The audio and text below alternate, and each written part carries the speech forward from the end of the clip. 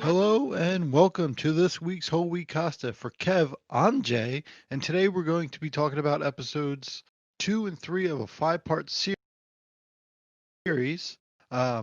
This episode, yeah, this episode. So we go from Senate Spy into this episode, and they just yada-yada'd a whole bunch. We're talking about the big gap between Senate Spy and this episode.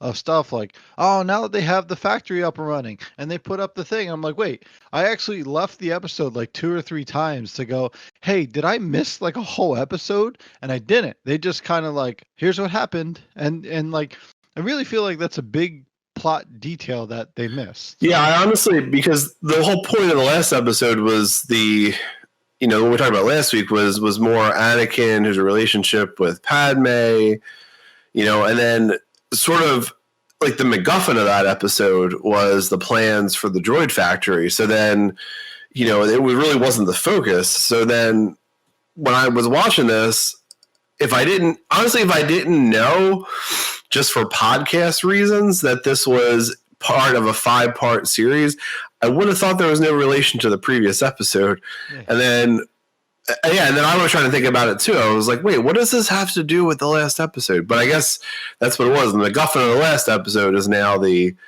actual focus of these episodes. Yeah, so, we focus on a relation. It's like 90-10. 90% like relationship, 10% like, oh, on Geonosis, they're going to set up another droid factory, and then Geonosis. And then this episode, they just like skipped over all the planning. And then they were like, we're attacking Geonosis again.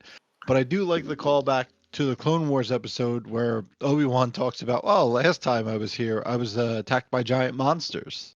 Oh, that was to one of the prequel movies, right? Yes. That's what happens. So one of the things I like in this show is I feel like they try to find a way to explain away like tropey things. So although then maybe they went too far with this because you always see all these, and especially in this big air battle, all these ships get shot down. It's like, okay, well, the main characters never get shot down because they have the plot armor. And then as soon as I was thinking that, then I forget it was Anakin's ship gets shot down first. It's like, oh, okay, I see what you did there.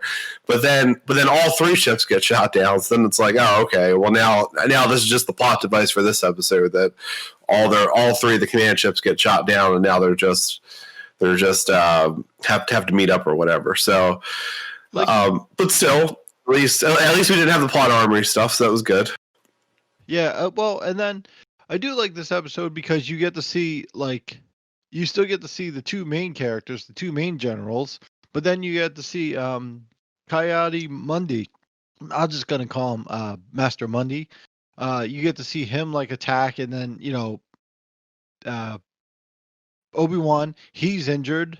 So, I mean, other than the fact that I've watched the prequel movies and I see when what happens to all 3 of them, I actually was like, oh no, I actually got worried in these episodes, what's gonna happen. Yeah, and there were some great scenes from these, and these 2 episodes, the music does a lot too, but I feel like the one that really sticks out in my head for this one is that last stand before Admiral Yularen finally sends ships, and Obi-Wan is injured, and he stands up and he draws his lightsaber, and it's like, oh, well, this is it. This is the final stand, and then the gunships come in. And that's an awesome scene. Yeah. And then the scene of Anakin and Ahsoka running with the clone troopers, and they had the dramatic music. I don't know. It felt like Halo, like the game series is what those moments felt like, and it was awesome. And something, it's just, it doesn't focus on oh, we're the best and we're just going to complete this mission because they did it. It focused you actually start seeing the number of troops that are getting killed by these clones. It's such a planet-wide destructive battle. Yeah, I kind of like that line too, because I feel like it's kind of weird if you think about it, because war in our world would be say you're trying to take over a country. So you try to take over the country one city at a time or whatever. versus war here, you're generally trying to take over an entire planet. But then we see these small actions of like, oh, they're trying to take over this one city, or they're trying to take over this one base. Like, how would that, even if it was the capital, assuming it was some single nationed planet, which it seems like a lot of these are, like just taking over the capital wouldn't like end the war. So I like the line by Admiral Yularen where he says, oh, well, this is a planet-wide assault, so like I can't pull forces away from somewhere else just to support your ground landing. So I thought that was a cool acknowledgement of that. I do. There's two things I wanted to mention about that, and it's something that you picked up on. That a lot of these planets, like, it's just one race. Like, how the Naboo has the Naboo and then the Gungans, like, it's two races, but they kind of don't know anything. Like, I really feel like this whole planet is just one race. And then, like, other planets are just one race, where our main planets that, we follow, like Tatooine or Coruscant, they're like the Earth, where it's just tons of people, but there's just one central government. So, like, you could attack the whole planet at once. But this episode kind of reminded me of like D-Day, like the attack on the field, the attack on the the foundry was sort of like D-Day. Like, everybody is like attacking this one area, but elsewhere there's still battles going on. But the main focus is this D-Day, where like we know we're going to lose thousands of troops, and they're going to lose less than us. But it's important to lose these troops to win the war. Yeah, true. The single race thing made me think of I don't know if you ever saw the South Park episode where it's like the Earth's a reality show, and then these other aliens come in and it's like, oh well, yeah, you have all these different types of creatures on Earth. You don't think that happens everywhere else? Everywhere else there's a planet of dolphins, planet of giraffes, planet of Asians. and they I don't know. That's what it made me think of, but.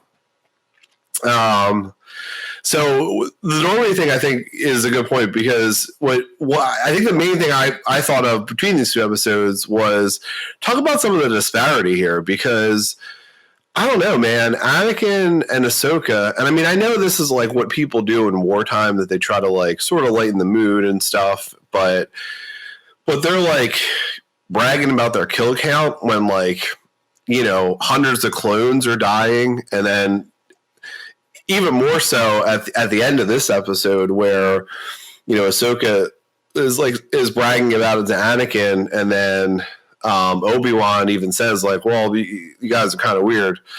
I don't know. It was real. It was this real like privileged, like, it reminded me of 1% tone deaf sort of thing. Lord of the Rings. It's very Lord of the Rings, like Gimli and the Archer guy. Yeah, true. Yeah, I guess same there. I don't know.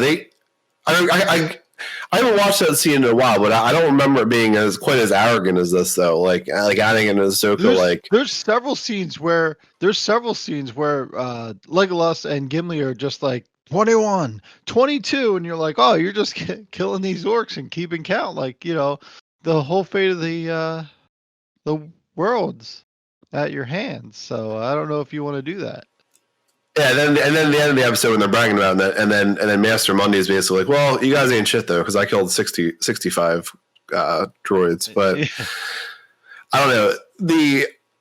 I thought the World War II metaphor too with Normandy is good too, because those like flamethrower troopers. I mean those are, I'm pretty sure those are outlawed right now in war on like the world. I mean that's a pretty brutal thing. That's definitely like a World War II feeling sort of thing.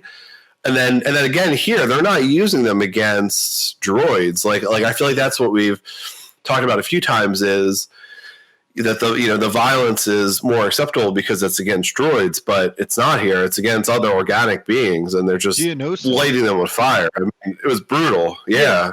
Well, the Geonosins, and in the beginning of the episode, Obi-Wan talks about how he's like, oh, I thought we captured Geonosis, and then, we have to go back there and like recapture it. And then, Master Mundi's like, all right, flamethrow these bug guys. And you're like, well, that's not, I mean, like when you're doing like a peace treaty with these guys after you beat Geonosis. Like, they're not gonna like forgive you. Oh yeah, that's right. You lit some of my troops on fire. Like, that's not cool.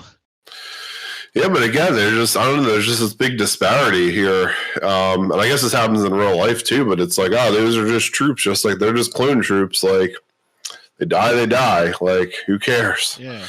I don't know. Well, like you said earlier, they are very the Jedi are very privileged, and that's kind of what I read from Legends and everything. Like, especially like Count Dooku. Like, Count Dooku left the Order because they're like, oh, they just lost what they stood for, and then other Jedi have lost the Order because they're like, Jedi aren't what we read in the text. Yeah. I don't know. You ready to move on to Weapons Factory? Yeah, so Weapons Factory is another good episode because we do get to meet a new Padawan, new character, Padawan Barriss Offee. So if you want to just read the official description, then I'll go into my point. Yeah, Luminara and Anakin act as decoys to divert new enemy super tanks, while Padawans Barriss, Offee, and Ahsoka attempt to destroy a separatist droid factory. Yeah.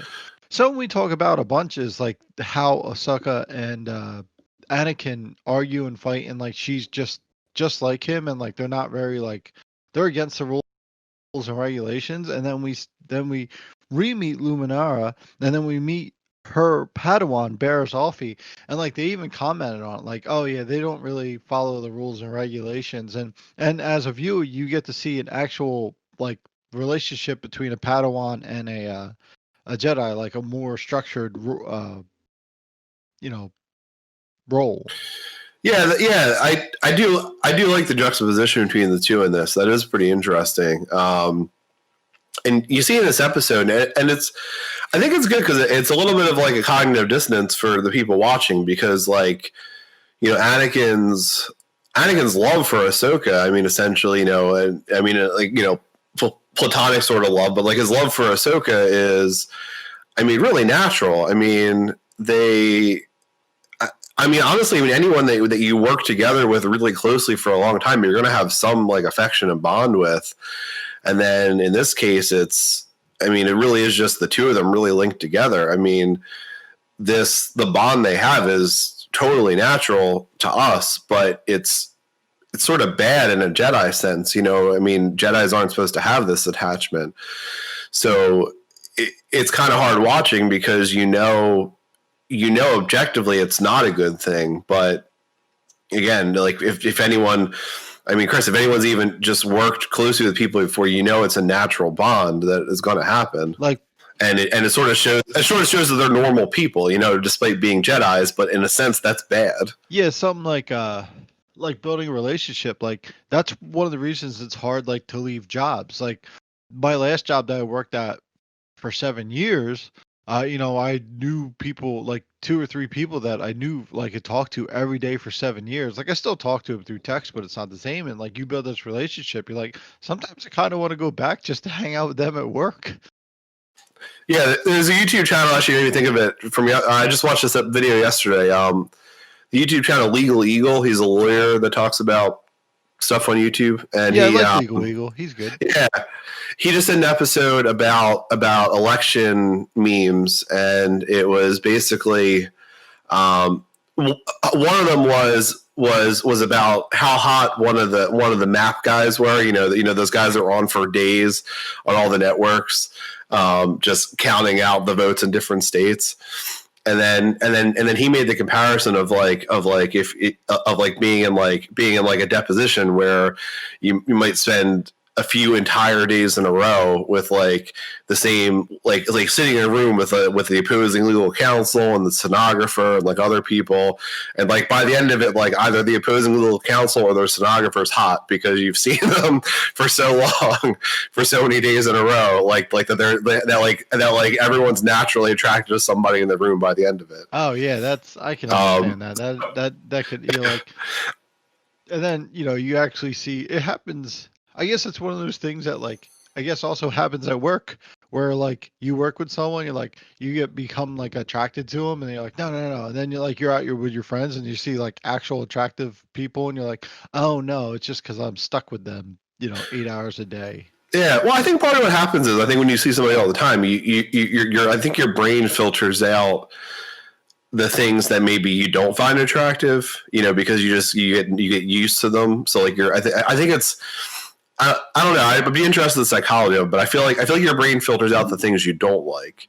So then the things you do like are all that's left. They get amplified, And again, this is all besides the point, because obviously that's not the kind of relationship we're talking about between Anakin and Ahsoka. It just made me think of that. With them, it's clearly I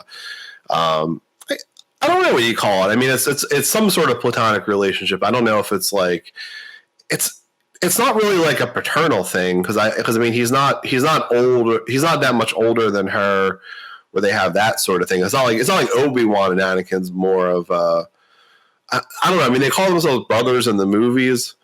But I feel like it is more of a paternal relationship between the two of them. I'm not really sure how you would characterize Anakin and Ahsoka's relationship. I'd say it's definitely a platonic, but I think it's more of like like brother and sister. Yeah, older brother sort of thing. Yeah. Yeah, because let's say he's like 5 years older, because I think that's about right, 5 or 6 years older than her. And then you kind of like, my brother was 5 years older than me, and like growing up, like you see like this guy, he's like, oh man, I can't wait to be, when I was like 12, like he is 17, like I can't wait to be like old and mature like him. And then like in our 30s, like I'm like, oh, it's okay, he's just a normal person. Like it wasn't that much of a difference. Yeah, and I really like the platonic aspect of their relationship too, because I feel like I'm sure. Like I feel like in shows, whenever there's a male and female character, there's always like I'm sure people ship the two of them, but that wouldn't make any sense for their characters, and there's definitely other shows that would like give into that or like give hints of something like that, And I mean, and obviously she's on the younger side, so maybe they have some insulation from that because of that. But I mean, as the seasons go on, I don't know what age they are at the end of the Clone Wars episodes, but I'm assuming nothing like that ever happens or gets hinted at, which I appreciate from the series. Oh, yeah, that'd be great. I like that. I like the purity of Anakin's character, that he just has this, complete obsession with Padme, and I mean, I guess you need that to lead into the movies, but okay. So. But no. Anyway, but bottom line, I think the way the relationship is done is great in this show so far. If we find the relationship between Master Luminara and Padawan Offie, like their relationship is more what I would guess is more of a Jedi relationship, where it's like that connection. It's like, oh, I care about my Padawan, but we're indoctrinated to think like this our entire lives, and you can tell the difference. You can see why Anakin or Ahsoka later on would turn away from the Jedi Order, to see how like ridiculous the Jedi Order is compared to people that are like these like, I don't want to say rudely, but zealots. Like that's what I feel like these people are at this point, zealots. Yeah, it's going to be really tough, because I mean, the examples we've seen of human Jedi, of Obi-Wan and Anakin, and well, I guess Ahsoka's not, but Obi-Wan and Anakin, they have a lot of human emotion involved in their relationship. Like Obi-Wan and Anakin's relationship isn't the same as Luminara and Offie, so I just, it's kind of tough to indoctrinate, this, I mean, essentially religion across lots of different races that probably have lots of different, racial feelings about this sort of stuff, just based on whatever their culture is. So, like it's very different than the Vulcan in Star Trek. Like the Vulcan culturally are, less emotional or don't express their emotion as much. And I'm sure, since that's a cultural thing, probably over time that's been selectively bred into their population, that they, don't express these feelings as much, versus, the difference between, man, I don't know the names of all the races, so that's killing my argument. Yeah. We all get what you're saying. Yeah, exactly. Comparing Jar Jar Binks to Luminara to Anakin, like there's obviously different ways that they just culturally express emotion and stuff. So to have this Jedi indoctrination across all these different races through all these different planets, because I'm sure you have people. Well, I mean, at least theoretically, you would have different people from different races from different planets, or like people from the same race from different planets should act differently, but that doesn't seem to happen much in the Star Wars universe. It seems like it's more whatever race you are is how you act, not where you're from as much, which I guess is a little bit of failing of the world building in the universe, but also maybe that's because of the ease of travel between planets, so you don't have as much isolationism. Yeah. I'm not sure. Yeah. But let's talk about the actual episode. Let's talk about the actual episode. What did you think about the actual episode? Because I think like I don't think this episode was actually about the war itself. Like I think the writers wanted to show us how the difference between like relationships between the Jedi, and I think like show how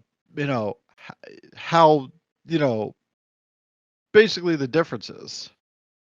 I agree. I think the relationships are definitely the main theme, but I mean they put in the backdrop of a really, really epic battle. I mean, we talked about before about how some of the battles really lack tension or lack stakes. This felt a lot more like a good World War II movie, like we were talking about. Especially we got the German Tiger tanks out there, and I don't know. It was just it was a pretty dark, brutal episode. And then we introduced two characters that you're like that you really aren't the main people, so you're like, oh, they could be killed, and then you're like, I don't want these people killed. Like the minor amount of Jedi, like after the last battle of Geonosis, where they lost like over 200 Jedi, like you're like, oh, I don't want to lose more Jedi on Geonosis.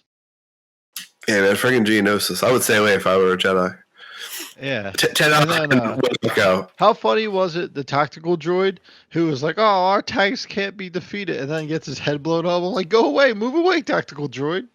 That was a good scene. Why would they bring a super tank to that fight? Why would they bring a giant tank in a tiny room with an explosive reactor? I just think like it's one of those things, like, they have something new and they're like, oh, let's show it off. It's like when a kid gets like a new toy and they bring it everywhere. Like, no, don't bring it to church. That's how I felt too. But I mean, he's a tactical droid. Like, he's not like he shouldn't be thinking with like emotion or like, oh, we got to use this. We got this hammer. We got to hit all the nails. Like, I feel like as a tactical droid, you shouldn't be thinking that way, right? Or maybe he's thinking that, like, they're very tough to destroy, the Jedi. So he's like, well, I'll do this impenetrable tank, which the lightsaber easily cuts through anyway. Yeah, and do those tanks have any small arms fire? Like, it didn't really seem like it, right? Because if they did, that might make more sense. Like, well, there's a gun on the side, so we can shoot at them with that, and they can't penetrate it. Yeah, on the side of it. But if it only little guns. Yeah, they had the little laser guns on the side. Okay, so maybe that makes a little bit of sense then. Because I was just thinking, I mean, if there's just the mortar cannon, you can't use the mortar cannon in that room because then the whole factory blows up. Yeah. Well, I think it was, well, other than the previous episode where they burn all the bugs alive, I think it's like still a show made for younger people. So like they brought the tank in, like, oh, look at this tank, so those two Padawans can destroy the tank. I'm pretty sure. I mean, he hates Star Wars because he's a jerk. But I'm pretty sure if my 6-year-old son watched this episode, he's gonna be like, "You can't use a mortar tank indoors. That doesn't make any sense." Yeah. But also, once again, they kind of yada how those two Padawans, unless I missed something, got into the tank and blew up the room. No, they just cut it open and jumped in. That was it. Maybe I did miss something.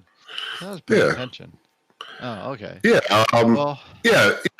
Offie cut it open, killed the droids. Then she opened the hatch. Ahsoka jumped in, and then they were like, well, we got to blow it up with this. There's no other way, and then they just did it. Yeah, and I then remember that part, but and then you know, I mean, I'm looking forward to the conclusion of the next 2 episodes. So we'll see how that goes. same. So yeah, I think that's it for me for these episodes. Yeah. So, you know, but you know, I like this arc. I mean, I really do feel like the 2-part. It's a 4-part that had another episode that is connected in some way, not exactly a 5-part series. Yeah. A 4-part series with a little prequel episode. So, well, that's it for me. So for Kev, I'm Jay. Thanks for listening to this week's Whole Week Costa. You know, you can catch us Libsyn, YouTube, Apple Podcasts, Spotify, and Stitcher. Please, you know, give us a like and check us out. Thank you.